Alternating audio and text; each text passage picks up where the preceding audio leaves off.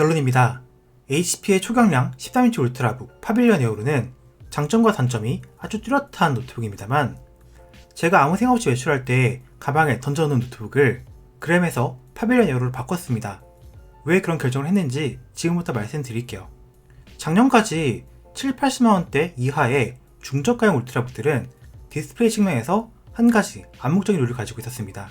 풀 HD 광시야각 250 혹은 300니트, NTSC 45%의 물 빠진 색감, 그리고 다들 여기에 대해서 뭐 보급형이니까 어쩔 수 없지 이런 식으로 생각해왔죠.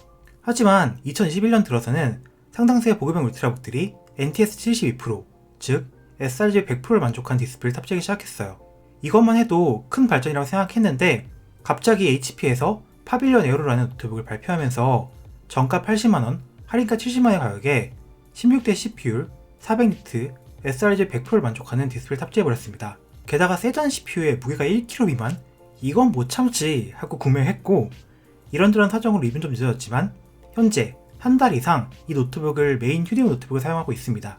이 노트북의 스펙은 우선 라이젠 세잔 5606 헥사코어 CPU와 베가 내장 그래픽을 쓰고 있고, 메모리는 온보드 DDR4 8GB 램을 사용하고 있어 확장은 불가능하고 SSD 슬롯은 1개이고 키옥시아 제조의 256GB SSD가 제 거엔 들어가 있고 속도는 그럭저럭입니다.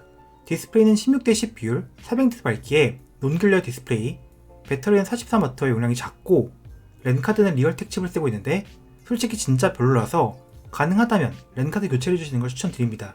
무게는 실측치 970g 정도로 예전에 제가 리뷰했었던 요가 슬림 카본과 거의 비슷합니다. 자, 스펙만 봐도 장단점이 확 드러나죠? 세잔 CPU와 디스플레이, 가벼운 무게는 강점이지만 DDR4 온보드 램, 작은 배터리 용량, 리얼텍 랜카드는 분명한 단점입니다. 노트북을 받고 디자인을 봤을 때 딱 느꼈던 건 이건 파빌리온이 아니라 MB를 닮았는데? 였습니다.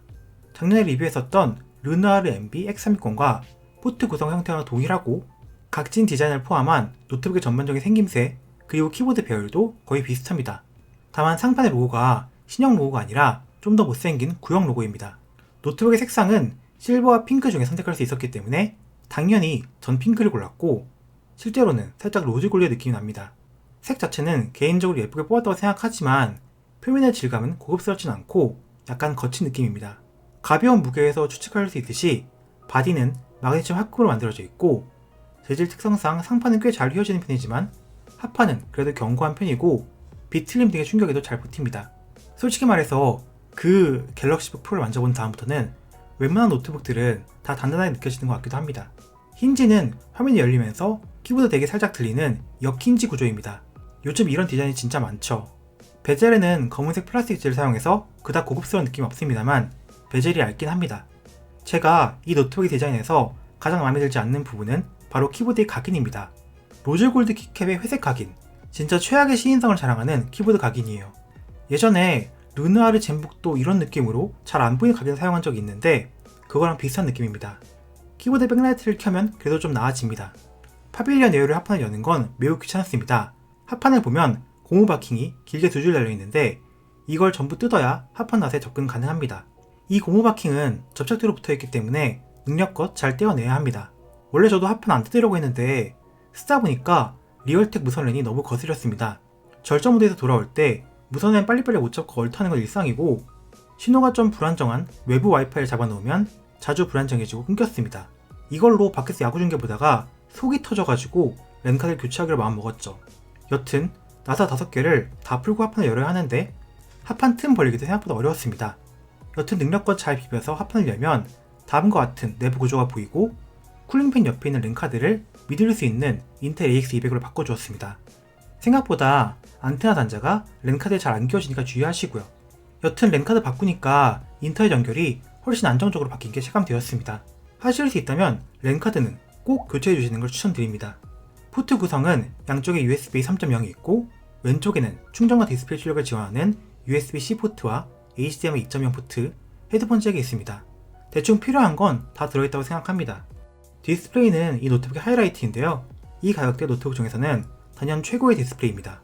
색 영역은 sRGB 97%로 거의 100%에 가까웠고 400니트라고 홍보하는 밝기는 실제로 440니트로 더 좋았으며 대비값도 1640대 1로 좋았습니다. 해상도는 FHD 플러스이고 13인치 디스플레이 기준으로 충분한 해상도라고 봅니다. 그리고 화면비가 16대 10이기 때문에 16대 9 비율의 14인치 디스플레이보다 세로 길이는 더 깁니다. 생각보다 디스플레이가 그렇게 작게 느껴지진 않습니다. 스피커는 하단을 향하고 있으며 B&O 브랜딩을 하고는 있지만 그렇게 우수하진 않은 스피커입니다. 그래도 음량을 포함한 품질이 아주 나쁘진 않아서 노트북 스피커로서의 역할은 충분히 할 수 있는 정도라고 생각합니다.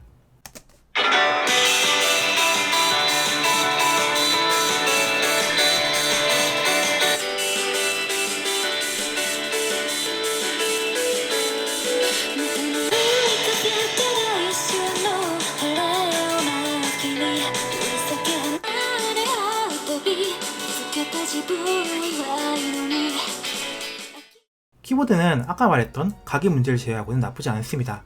제가 작년 MB X360의 키감을 칭찬했던 기억이 있는데 그거보다는 약간 저렴한 느낌이 들긴 하지만 비슷한 키감입니다. 다만 키보드의 홈 앤드 페이지 업다운 키 위치나 한영 키 위치 등 키의 배열은 정석적인 배열이 아니라서 다소 적은 기간이 필요할 것으로 생각됩니다. 터치패드는 플라스틱 코팅이 되어 있고 질감이랑 감도도 썩 좋은 편은 아닙니다만 쓰기에 아주 불편하진 않습니다.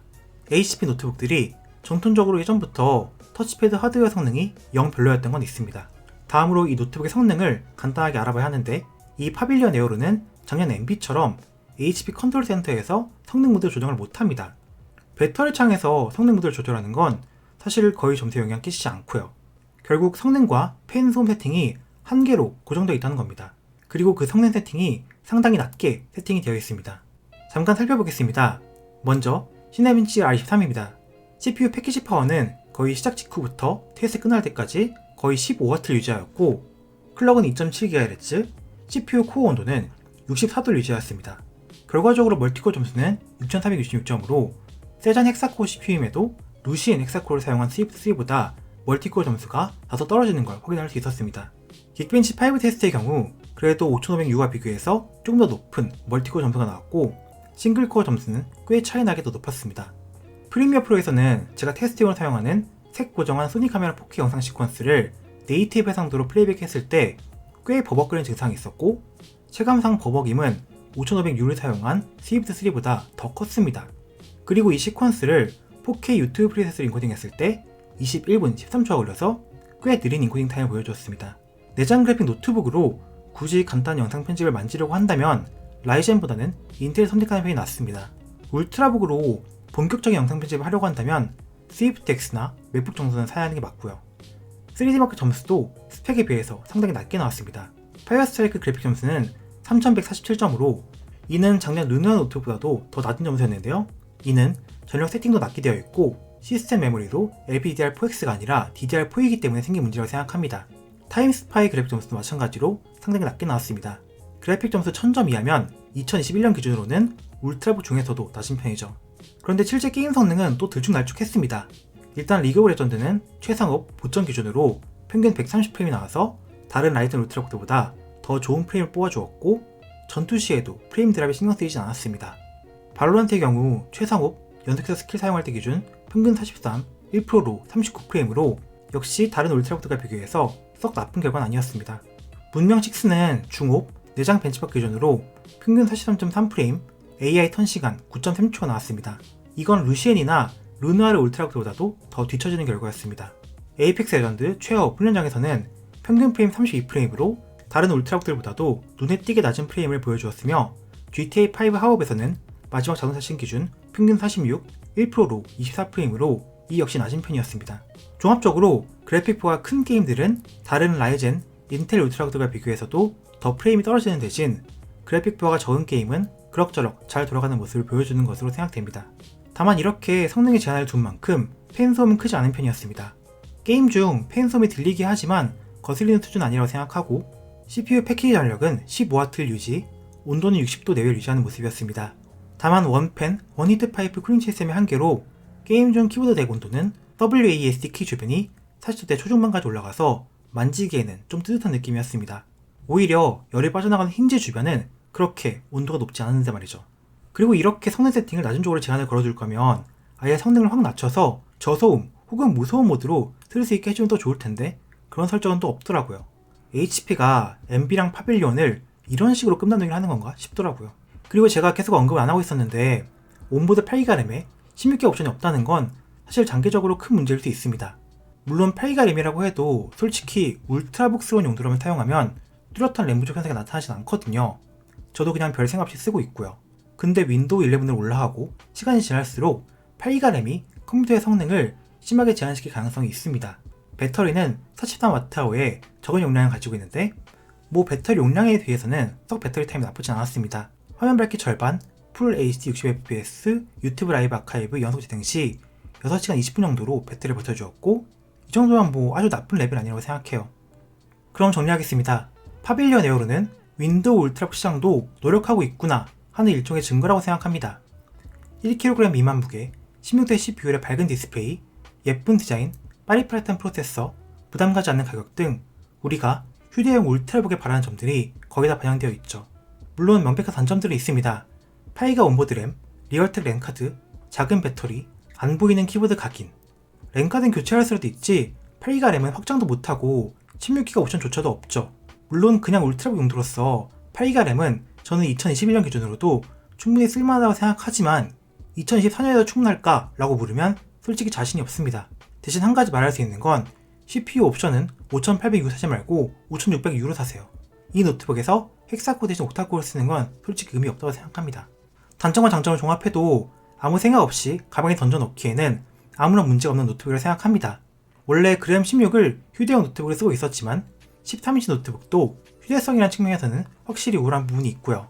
당장 가벼운 휴대용 노트북이 필요하다. 그리고 13인치도 괜찮다. 그런 분들에게 제가 지금 가장 강력하게 추천할 수 있는 노트북이 바로 이 파빌리온 에어로입니다. 그럼 도움이 주시기 바라며 다음에 뵐게요.